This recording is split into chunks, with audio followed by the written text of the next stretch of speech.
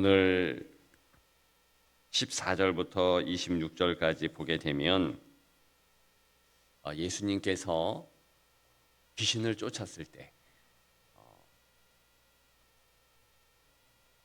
마태복음에 의하면 바리새인이 신란했고, 오늘 본문에 보면 어떤 이들이 비난하며 공격하는 내용이, 예수님이 바알세불의 힘을 빌어서 쫓아냈다, 즉 귀신의 우두머리다, 이렇게 공격하는 내용을 볼 수 있습니다.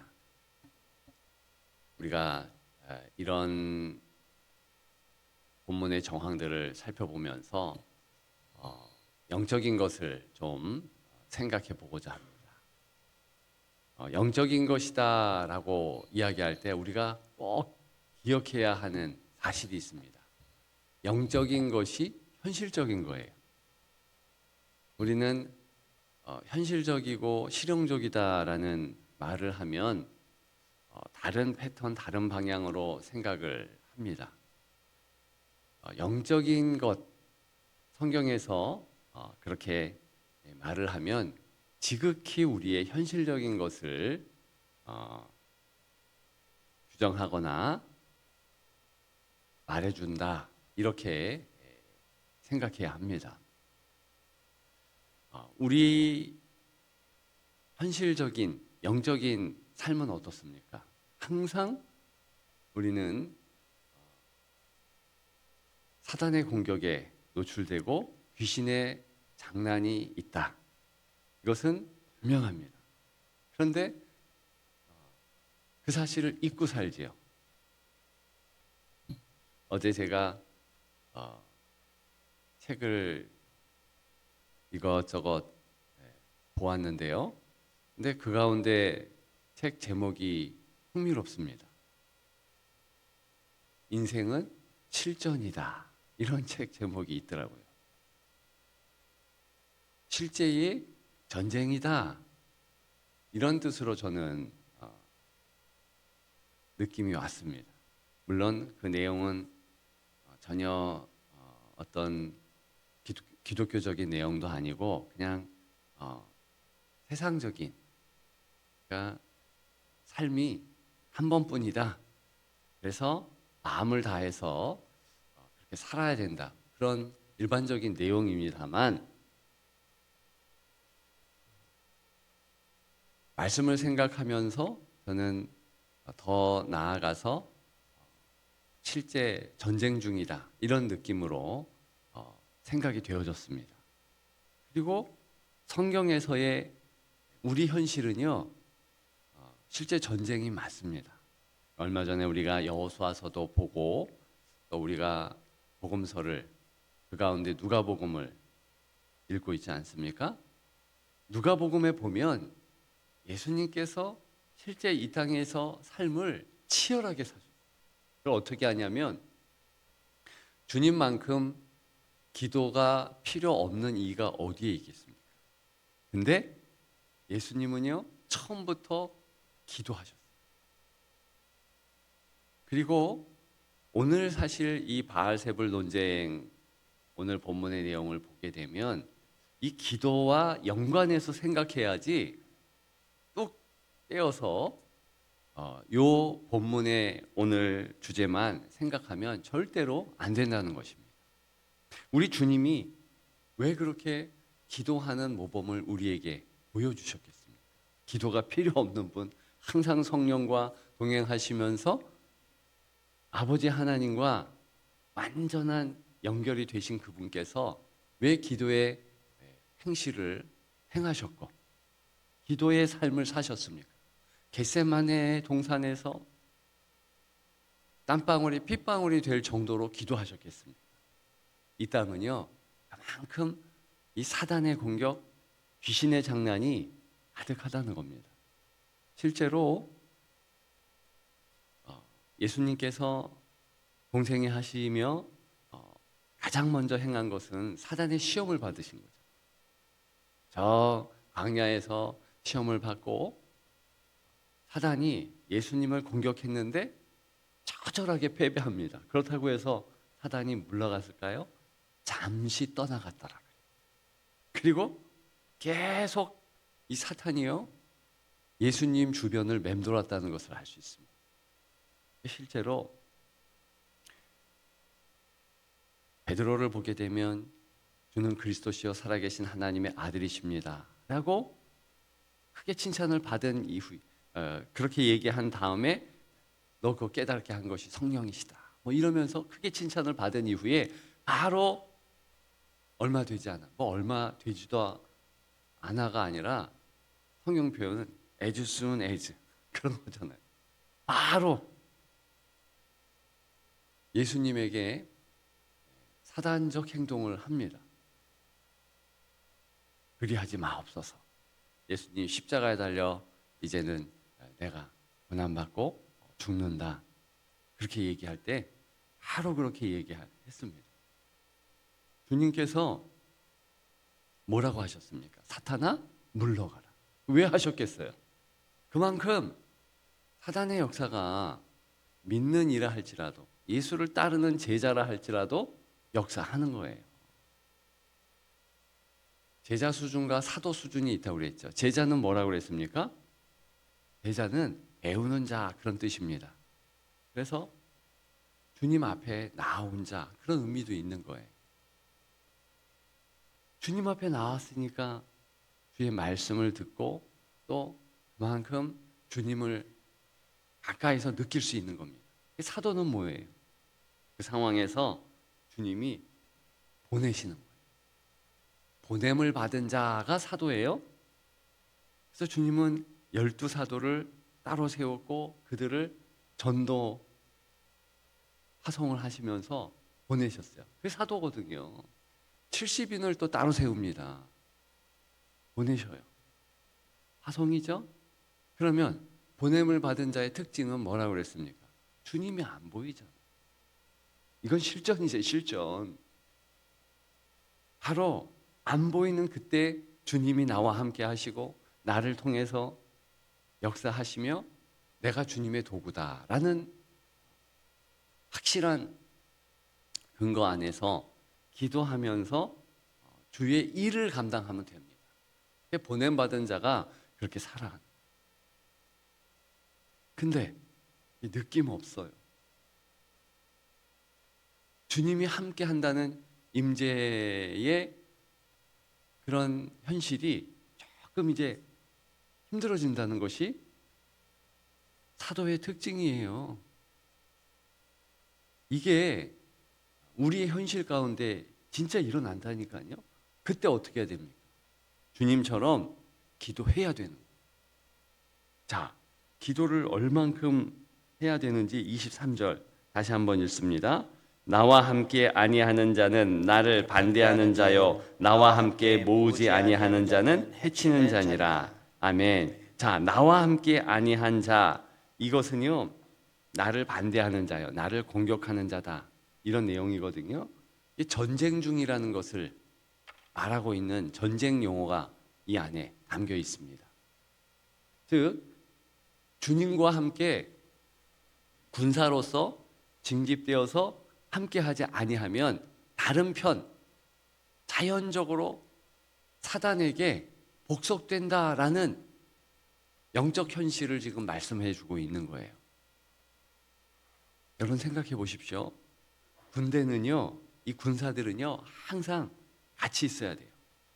그래야지 함께 싸우는 겁니다.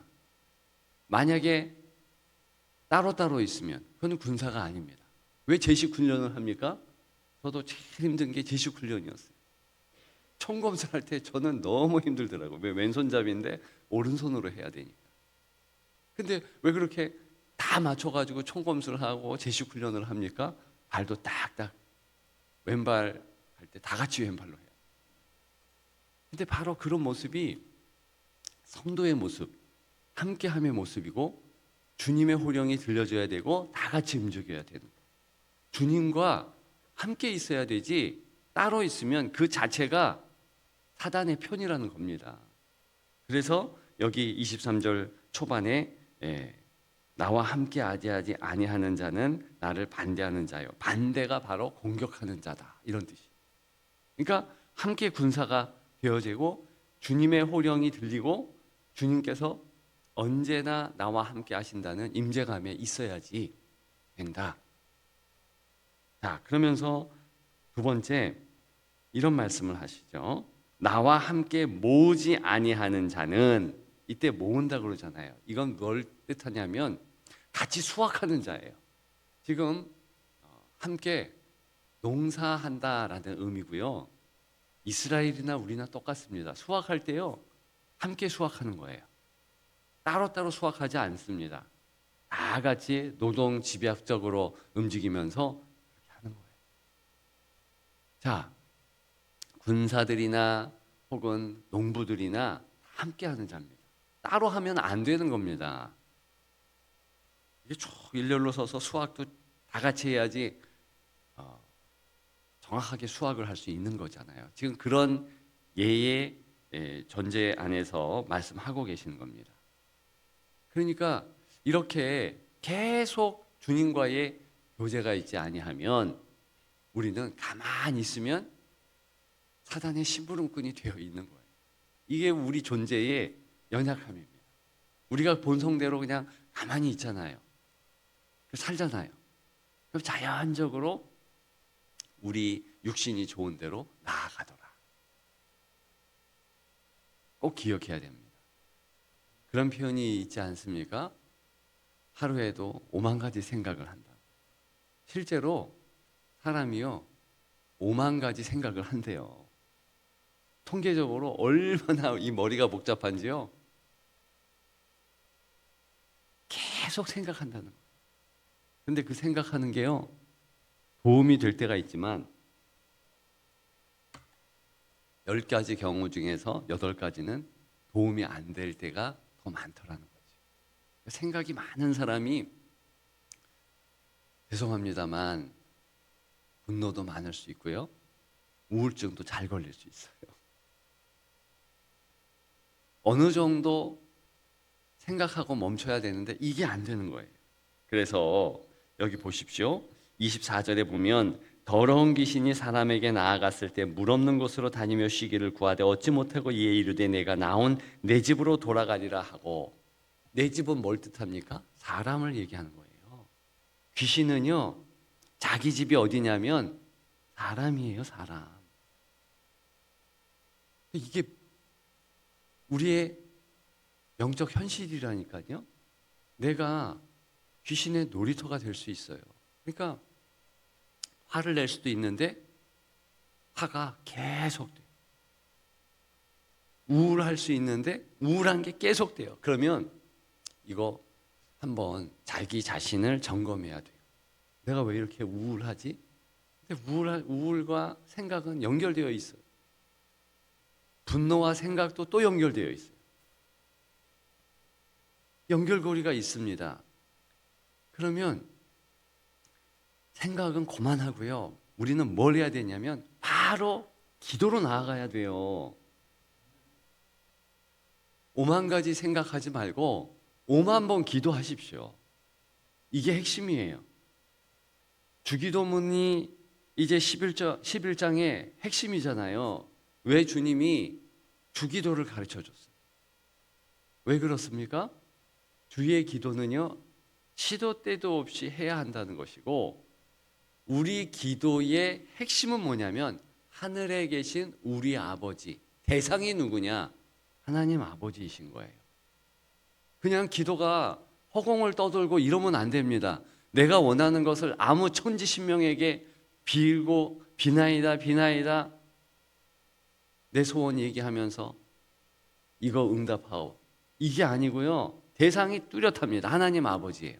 그러면 우리 생각은요 대상이 없어요. 그래서 위험한 거예요. 그러면 대상이 없다는 얘기는 귀신이 낼름 받는 겁니다. 이게 영적 현실이에요. 그래서 나도 모르게 자꾸 이렇게 이상하게 생각의 패턴이 있어요. 이거는 생각의 길입니다. 제가 경험치로서 또 많은 성도들 상담해보고 많은 애들을 이렇게 보니까는요, 이게 패턴이 다 있어요. 그래가지고 어떤 사람은요, 뭐 생각하면 생각할수록 우울해져. 어떤 사람은 생각하면 생각할수록 분노해. 왜? 아, 이놈이 나한테 이렇게 한 것은 나를 무시했기 때문에. 어쩜 생각의 끝이 꼭 그렇게 갑니까? 애들을 상담해 보면 그래요. 희한해요. 아니, 그놈아는 그게 아니래. 근데 희한하게 이놈아는요, 꼭 그놈아 생각할 때 그렇대. 제가 학생들 나올 때 그거 아니거든. 근데요, 와, 그렇게 오해를. 이게 아이들만 그런 게 아니고요. 60대도 70대 된 아이, 나이 지긋하고 신앙생활 제법 하신 어르신 성도도 그렇더라고요. 왜 그래야 돼요? 근데 그게 당연해요. 그렇기 때문에 우리는 내 생각을 어느 정도 했으면 됩니다. 한두 번 생각하지 말고, 한두 번 생각하고 그 다음에 계속 확장되지 않냐. 왜? 그러다가 내 생각에 이 패턴으로 나가버리는 거예요. 걷잡을 수가 없어요. 가속도가 붙으면은요, 우리가 달리기 할 때 이 가속도 붙으면 그거 힘들어지잖아요. 생각이 꼭 그렇습니다. 그건 딱 끊고 먼저 주기도문 하면서 하늘에 계신 우리 아버지 이러면서 구하는 거예요. 바라는 겁니다. 기대하는 겁니다. 그러면서 주님, 내가 이런 생각이 들고 이렇게 해서 원망이 들고 불평이 듭니다. 하나님 도와주옵소서. 그렇게 하면 어떻게 됩니까? 하나님께서 이렇게 내 마음을 주장하셔요. 그러면 자, 25절, 26절의 내용이 나에게 나타나지 않습니다. 귀신이 가서 보니 그 집이 청소되고 수리되었거늘 저보다 더 악한 귀신 7을 데리고 들어가서 거하니 그 사람의 나중 형편이 전보다 더 심하게 되니라. 청소를 다 해서 비워 놓았으면요, 하나님의 말씀으로 채우고 하나님의 은혜로 채우고 그렇게 해야지. 기도함으로 감사하며 주님이 내 안의 주인이십니다. 그러면서 주의 말씀으로 꽉 채우면 귀신의 자리가 없어요. 그러면요, 절대로 틈 못합니다. 켈빈이 재밌는 말을 했죠. 새가 내 머리 위를 나를 수도 있고 내 머리에 잠깐 앉을 수도 있지만 내 머리 위에 둥지를 틀게 하면 안 된다고 그랬죠. 절대로 그렇게 살지 마십시오. 우리는 하나님의 거룩한 성전이에요. 그래서 내 마음도 주님의 집이고 내 모든 것이 주님의 은혜 안에 있습니다.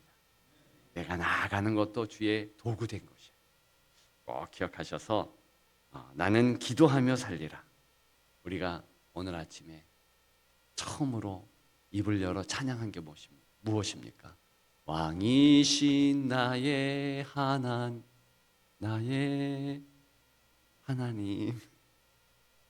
매일 부른데도 이렇게 잊어버려요. 그렇죠? 우리 현실이에요. 자꾸 잊어버리니까. 우리에게는 왕이 있어요. 그에게는 우리는 부복해야 되고 우리의 이 본성도 아예 무릎을 꿇게 만들어야 돼요. 그리고 하나님 앞에 마음을 드려야 돼요. 그리고 오늘 아침부터 저녁까지 주님을 찬양하며 그렇게 승리하십시다. 예, 그러면 믿음으로 하나님의 은혜가 활활 넘치고 내가 거한 낮은 곳이 믿음이 가득한 곳. 그래서 우리를 향하여서 믿음이 많은 자야, 믿음이 있는 자야 인정하실 줄 믿습니다. 그렇게 승리하는 우리가 되기를 주님의 이름으로 축복합니다. 우리 300